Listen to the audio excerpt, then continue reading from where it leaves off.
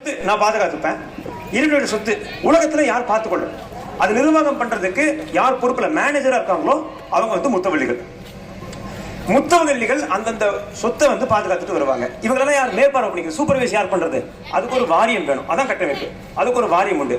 வாரியத்துக்கு சில பொறுப்புகள் உண்டு, அதிகாரங்கள் உண்டு. அதெல்லாம் வந்து அந்த பொறுப்புகளையும் அதிகாரத்தையும் வாரியம் பார்த்துக்கும்.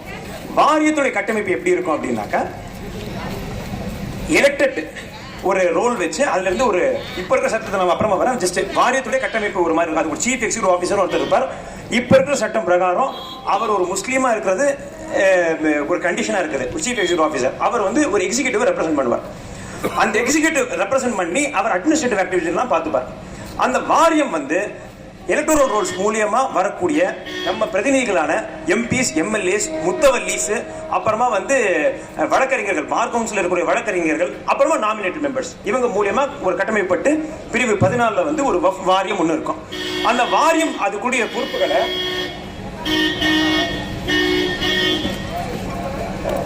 வாரியம் அதுக்கக்கூடிய பொறுப்புகளை உத்தரவுகளா போடும் பொழுது அதுல யாருக்காவது ஆட்சேபனை இருந்தால் அவங்க என்ன பண்ணுவாங்கன்னாக்கா, அது மாதிரி மேற்கொண்டு போய் ஆகணும் இல்லையா, ஒரு நீதிமன்றம் வேணும். நீதிமன்றத்துக்கு ஒரு ஸ்பெஷல் நீதிமன்றமா வேணும் சொல்லி ஒரு தீர்ப்பாயத்தை உருவாக்கியிருக்காங்க. அதான் அந்த கட்டமைப்பு. முத்தவள்ளிகளை மேற்பார்வை பண்றதுக்கு வாரியம், வாரியம் செஞ்ச உத்தரவுகள் சரியா இருக்கான்னு பாக்குறதுக்கு ஒரு தீர்ப்பாயம், தீர்ப்பாயம் போடுற உத்தரவு இறுதியா இருக்கும்.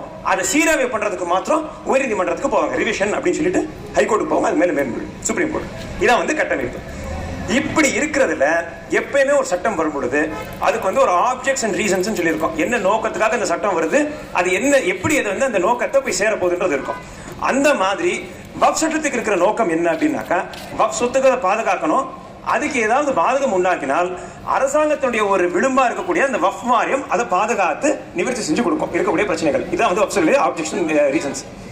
இப்போ அந்த சட்டத்துக்கு 54 அந்த சட்டம் உருவாக்கின பிறகு அதுல வந்து வக்ஃப் வாரியம் ஒன்று வந்த பிறகு என்ன பண்றாங்க, வக்ஃப் சொத்துக்களை எப்படி ஐடென்டிஃபை பண்றது? ஸோ சர்வே பண்ணணும். சர்வே பண்ணி அது என்ன பண்றாங்கன்னாக்கா ஒரு பதிவேடு மாதிரி கொண்டு வந்து, என்ன யார் இதுக்கு முத்தவல்லி, எப்படி இந்த வக்ஃப் உருவாக்கப்பட்டது, எவ்வளவு சொத்துக்கள், இது என்ன ஆப்ஜெக்டுக்காக இந்த சொத்து வந்து வக்ஃபானது அப்படின்ற மாதிரி ஒரு பதிவேடு மாதிரி உருவாக்கி அது என்ன பண்றாங்கன்னாக்கா வக்ஃப் வாரியத்துக்கு அனுப்புவாங்க. வக்ஃப் வாரியம் இது சரியா இருக்கான்னு சொல்லி பார்த்துட்டு சரியா இருக்கு அப்படின்னு சொல்லி முடிவெடுத்துட்டால் அது என்ன பண்ணுவாங்கன்னாக்கா கவர்மெண்ட்டுக்கு அனுப்பி கெசட் பண்ணிடுவாங்க. இது வந்து 59 பல வக்ஃபுகள் சர்வே பண்ணி கெசட் செய்யப்பட்டிருக்கு. கெசட் செஞ்சுட்டாங்க அப்படின்னாக்கா அது வந்து வக்ஃபுகளா தீர்மானிக்கப்படுது.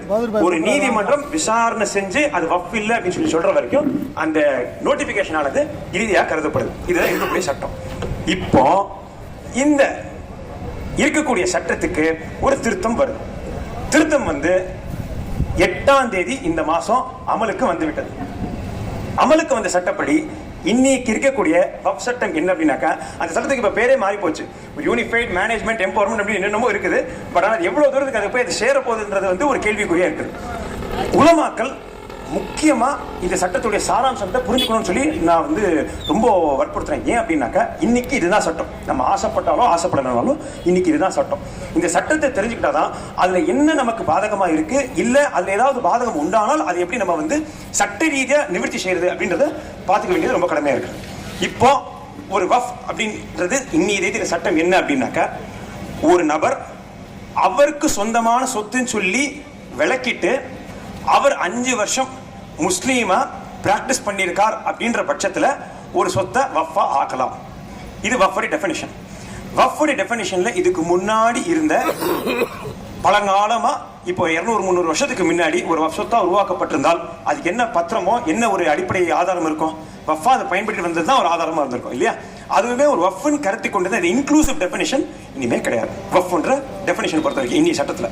ஸோ ஒருத்தர் 5 வருஷம் முஸ்லீமா பிராக்டிஸ் பண்ணினார்னு இருந்து அவருக்கு சொந்தம்னு சொல்லி அவர் விளக்கம் கொடுத்து அந்த சொத்தை வக்ஃப் ஆக்கலாம். சரி, ஒருத்தர் அந்த வக்ஃப் ஆக்கிடுறார். வக்ஃப் ஆக்கிடுறார் அப்படின்னாக்கா, இன்னைக்கு ஒரு வக்ஃப் நான் உருவாக்குறேன்னாக்கா வக்ஃப் வாரியத்தில் நான் கொண்டு போய் இதுக்கு முன்னாடி இந்த சட்டம் பிரகாரம் நான் போய் கொண்டு போய் ஒரு அப்ளிகேஷனை கொடுப்பேன் 36.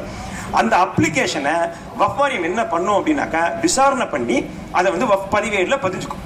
36 அதை வந்து முத்தவல்லியா கொடுத்துருந்தாருனாக்கா விசாரணை பண்ணி பதிஞ்சுக்கும். முத்தவல்லி இல்லாத ஒருத்தர் வந்து இது வக்ஃபா பதிஞ்சுக்கோங்க சொல்லி கொடுக்குறாரு அப்படின்னாக்கா முத்தவல்லி அழைச்சு விசாரணை பண்ணி பதிஞ்சுக்கும். இப்போ சட்ட திருத்தம் பிரகாரம் என்ன ஆகுது அப்படின்னாக்கா, வக்ஃப் வாரியம் தானாக அதை பதிஞ்சு கொள்ள முடியாது. ஏன்னா அது வந்து கலெக்டர் கிட்ட இந்த மாதிரி ஒரு மனு என்கிட்ட வந்திருக்கு, இதை பத்தி நான் என்ன பண்றதுன்னு சொல்லிட்டு ஒரு ரிப்போர்ட் கேட்டு கலெக்டருக்கு அனுப்பணும்.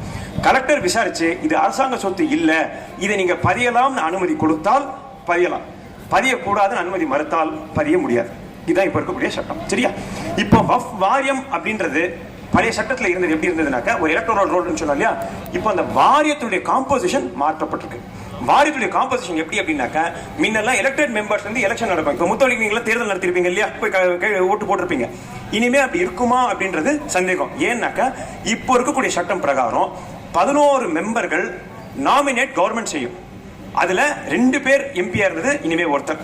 2 பேர் எம்எல்ஏ இருந்தது, இனிமே ஒருத்தர். 2 பேர் முத்தவள்ளி, இனிமே ஒருத்தர். அட்வொகேட்ல 2 பேர் இருந்தது, இனிமே ஒருத்தர். இது எல்லாமே நாமினேட் மெம்பர்ஸ்.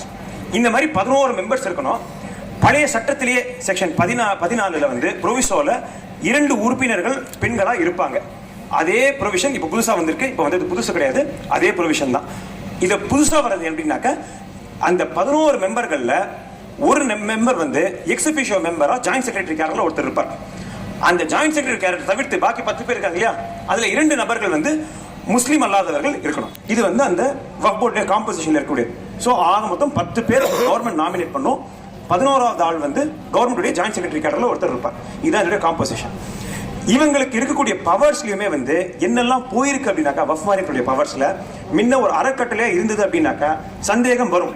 அறக்கட்டளைக்கும் வக்ஃபுக்கும், இது அறக்கட்டளையா வக்ஃபான்னு சொல்லி, அறக்கட்டளைக்கும் வக்ஃபுக்கும் என்ன வித்தியாசம் அப்படின்னாக்கா, அறக்கட்டளை பொறுத்த வரைக்கும் ட்ரஸ்டீஸ் ப்ராப்பர்ட்டிஸ் உடைய ஓனர்களா இருப்பாங்க. அவங்க வந்து கோர்ட் அணுகியோ அனுமதி வாங்கியோ அந்த சொத்துக்களை விற்கலாம். அது வந்து ஒரு மேற்பார்வை சட்டத்தின் பார்வையில் பண்ணுவாங்க. ஆனா வக்ஃபை பொறுத்த வரைக்கும் பராதீனம்லாம் பண்ண முடியாது. ஏன்னா உரிமையாளர் அல்லாதான். இதை வந்து நம்ம நிர்வாகம் மாத்திரம் தான் முத்தவள்ளி பண்ண முடியும். இதான் வக்ஃபுக்கும் ட்ரஸ்ட்டுக்கும் இருக்கக்கூடிய வித்தியாசம். இதுல ஒரு சில பேர் இது வக்ஃபா இருக்கக்கூடாதுன்ற நோக்கத்தில் என்ன பண்ணுவாங்க, இது வக்ஃப் இல்லை அப்படின்னு சொல்லுவாங்க. அப்ப வாரியம் என்ன பண்ணுனாக்கா, தானாகவோ அல்லது யாருடைய மனுவிலையோ விசாரணை பண்ணி இது வக்ஃபா இல்லையான்னு சொல்லி முடிவு பண்ணும். அதான் பிரிவு 40. அதை இனிமே வக்ஃப் வாரியம் பண்ண அதுக்கு அதிகாரம் கிடையாது. ஒன்று. ரெண்டாவது, வக்ஃப் வாரியத்தினுடைய சீஃப் எக்ஸிகியூட்டிவ் ஆஃபீஸர் இருக்கிறவர் இனிமே முஸ்லீமா இருக்கணும் அப்படின்னு சொல்லி அவசியம் கிடையாது. ஆனா இனிமே டிஆர்ஓ இருக்கணும், ஜாயிண்ட் செக்ரட்டரி கேரக்டர்ல ஒருத்தர் இருப்பார். இது வந்து வாரியத்துடைய கட்டமைப்புல இருக்கக்கூடிய மாற்றம். அதனுடைய பொறுப்புகள்ல செக்ஷன் 40 போயிடுது. முக்கியமா முத்தவள்ளிகளுக்கு இன்னொரு வக்ஃப் வாரியத்துக்கு என்ன போகும்னாக்கா, இதுக்கு முன்னாடி 7% கான்ட்ரிபியூஷன், இனிமே 5% தான் கான்ட்ரிபியூஷன். முத்தவள்ளிகள் வந்து கான்ட்ரிபியூஷன் கொடுப்பீங்க இல்லையா வக்ஃபுக்கு, அது 5%. முத்தவள்ளிகளுக்கு என்ன வந்து இதுல ஒரு சந்தேகமா இருக்கு அப்படின்னாக்கா, முன்ன வக்ஃப் வாரியத்துல சொத்துக்கள் பதியப்படலை அப்படின்னாக்கா அது வந்து முத்தவள்ளி செஞ்ச ஒரு தவறா பார்த்து அதுக்கு பெனல்டி மட்டும் உண்டு. இனிமே 6 மாசம் கெடு கொடுத்துருக்காங்க. நீங்க போய் வக்ஃப் வாரியத்தை இது ஒரு வக்ஃப் அப்படின்னு சொல்லி பதிய தவறினால் வக்ஃப், அந்த ஒரு தனிப்பட்ட வக்ஃப் அதோடைய உரிமையை கோரி எந்த நீதிமன்றத்துக்கோ இடத்துக்கோ போய் அதோடைய உரிமையை நிலைநாட்ட முடியாது. இதுதான் வந்து செக்ஷன் 36 சப்கிளாஸ் 10. இது வந்து ரொம்ப ஃபேட்டலா இருக்கும். ஸோ இனிமே ஒரு வக்ஃப் அப்படின்னாக்கா அந்த பதியறதுல 6 மாசம் கெடு கொடுத்துருந்து அதுல வந்து ஏதாவது வருது அப்படின்னாக்கா உடனடியா போய் ஒரு ஆலோசனை வாங்கி அதை கொஞ்சம் இம்பார்ட்டண்டா பாத்துருங்க. இதுல பதியணுமா தேவையில்லைன்னு சொல்லிட்டு அப்படியே விட்டுட்டீங்கன்னாக்கா அது வந்து பாதகமா போகலாம் வருங்காலத்துல. அப்படி பதிய தவறினால் நீதிமன்றத்துக்கு நீங்க போய் விளக்கணும். ஏன் அந்த 6 மாச காலத்துக்குள்ள உங்களால பதிஞ்சிக்க உங்களை இயலலை அப்படின்னு சொல்லி சொன்னாதான் அந்த வழக்கை எடுத்துக்க முடியும். இல்லைனாக்கா நீங்க வக்ஃப் சொல்லியும் வழக்கை எடுத்துக்கிறதுக்கான ப்ரொவிஷன் சட்டத்துல கிடையாது. இது ரெண்டாவது. மூணாவது, முத்தவள்ளிக்கு வந்து வாரியமோ ட்ரிபுனலோ ஏதாவது ஒரு இந்த ப்ராப்பர்ட்டியுடைய பொசஷனை டெலிவர் பண்ணுங்க அப்படின்னு சொல்லி உத்தரவு போட்டுச்சுன்னாக்கா அதை செய்ய தவறினால் முத்தவள்ளி மேல செக்ஷன் 61 பிரகாரம் கிரிமினல் நடவடிக்கை எடுக்கலாம். கலெக்டர் ஏதாவது டைரக்ஷன் கொடுக்குறாரு, அதை நீங்க ஃபாலோ பண்ண முத்தவள்ளி